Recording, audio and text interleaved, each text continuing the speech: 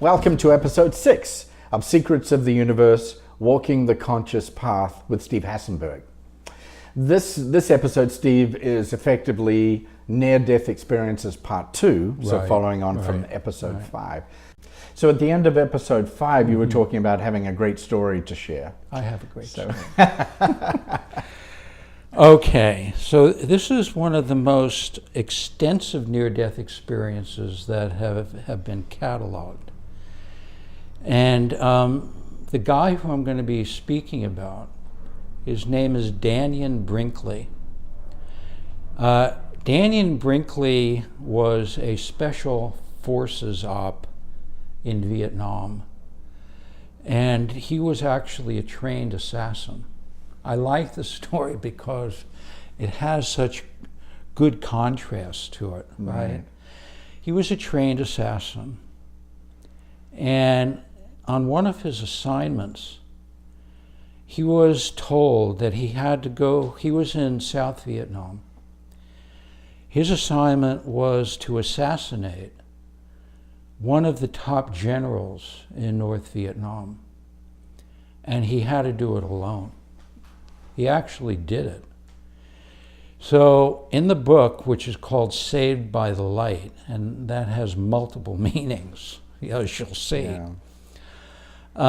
he talks about his experience of going through the jungles for 3 days and nights, trying not to be seen. I mean, it was an actual catastrophic, if anybody's seen any of the movies about it, the stuff that was going on over there was catastrophic.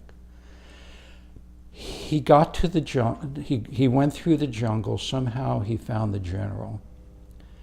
And he said he put the sight of his gun up, he saw the general's head, he pulled the trigger, and the general's head blew off. And he got back to base. Many, many, many years later, it was probably the next decade and a half, he had retired from Special Forces. He was living in Vermont, in this beautiful house in Vermont with his wife.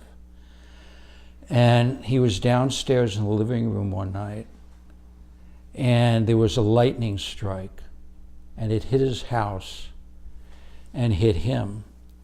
It was so powerful that the nails in his shoes were driven into the wooden floorboards of his house, and he was pulled up and was floating in this arc of lightning at the top of the ceiling and then crashed to the floor. Wow. His wife heard the crash to the floor, ran down. He obviously couldn't speak. The medics came, they tested his pulse and pronounced him dead. It took them 18 minutes to get to the nearest hospital. When they did, they put him on a gurney, they checked his pulse again, and it was gone. And they put a sheet over his head. And while they were reeling him down the hall to the morgue, he woke up. Wow. Nobody had ever woken up without a pulse after 18 minutes. Right. Isn't the brain is supposed to be dead after about 4 minutes, isn't it? Absolutely. Yeah. So when you have that kind of situation without a pulse and brain death, the way you come out of that is as a vegetable. If no one survives it, he survived intact. There was nothing wrong with him. He became a spokesman about what happened to him during that 18 minutes. So here's the story. Yeah. Many things happened. We talked in the other video about the fact that time changes.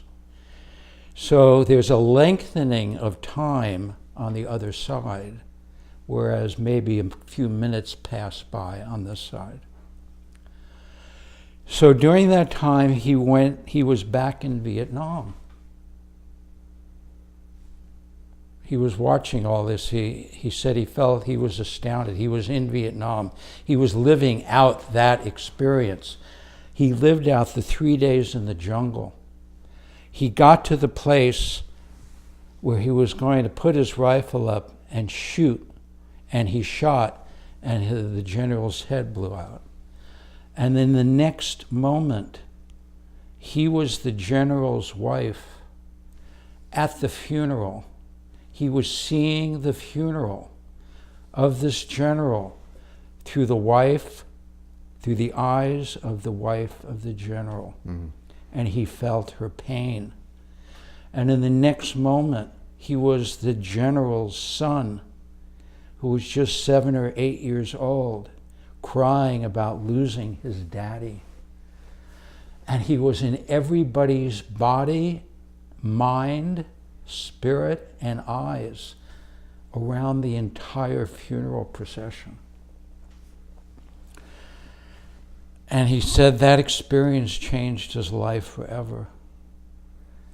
And he knew, without a doubt, that he actually was everyone. And that every action that we take impacts people, but not just them. Back to our rock in the lake. Right. But ripples out into the creation. And he became the ripples of creation from this event. Did he have the other experiences, going through the light and being judged? He actually had those experiences. He had, honestly, hundreds of things happen to him. He wrote many books after that. But that experience was the most significant for him. That changed his life. The idea of interconnectedness, right, at that level, that fabric we talked about before, he was that fabric, that oneness becoming many, right? And that's what they talk about in the ancient traditions. They talk about whether it's one being manifesting as many beings. Rumi has a wonderful quote which says that in one being, many beings. In one piece of straw, thousands of haystacks. It's that idea, that interconnectedness, and that knowledge that we are responsible. It's in the Bible. We are our brother's keepers. What that really means is we are responsible for our actions. The impact they have is much, much greater and grander than we can ever imagine. A lot of those messages are very similar through all the ancient cultures. How did they have an awareness for that? They didn't have science. They didn't do these experiments at the University of London or UCLA. How do they have this knowledge that we now are scrambling to figure out for ourselves and just learning for ourselves? It's such a great question. You may have some answers to that too. But, you know, if you look at the Aboriginal, for those who don't know, Greg is from New Zealand and has some of this background and knowledge about this. But if you look at the Aboriginal cultures... From Australia, right, from Australia, what you see is that they still have their creation story intact. Part of that creation story, and this is true with the Native Americans as well, and other indigenous cultures, when you say, how do you keep it intact? Part of their creation story is they have been birthed by spirit. Mm-hmm. They have been birthed by this very, very vast spirit, which didn't have form, which we could call pure consciousness from a meditative point of view, or even quantum mechanics. They're birthed from this very grand spirit. And because they know that, they want to give thanks to that spirit, that spirit has created this sacredness called the earth, the sacredness called mountains, rivers. It has given them the seeds that they use to create foods. The spirit has also given them sacred sites. They know these sacred sites, and they go to those sacred sites to do ritual. So when you say, what did they do? First of all, they passed the stories down. They haven't forgotten the stories. They haven't been so enmeshed in matter that they've forgotten who they were. And on top of that, they do ritual, whether it's the sun dance in Native American tradition, the fertility dance that my wife and I had the great fortune of seeing in Taos, whether it's the ritual that they do for the Aborigines. In the ritual, what a ritual is a ritual of remembrance. It's nourishing, it's doing the good work for the gods or the Great Spirit that has brought you here. And so they stay in alignment with the vastness. They stay in alignment with the wisdom. So this kind of taps into what you were talking about in the earlier videos, where cultures, I think it was the Hopi Indians, some Native Americans, where they forget in the past, and then there is something cataclysmic that changes, and there's a rebirth, and they remember, and then they forget. And so you're talking about the great remembrance. So it's almost like right now we're in a time of great forgetfulness. It is. That's actually where we're headed for our next video. So the rituals were a way of remembering. We don't have rituals in this country. Our rituals are football, which I was a football player, so I like football. But the rituals we have are very, very different. They don't stimulate deep soul remembrance, right? They stimulate enthusiasm and fun.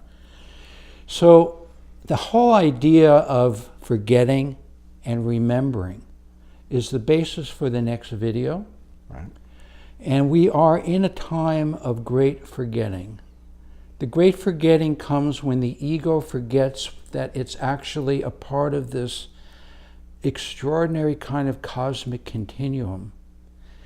Not just with the stars, because our bones are actually part of the star formations. They're from old stars. We have to come back to that.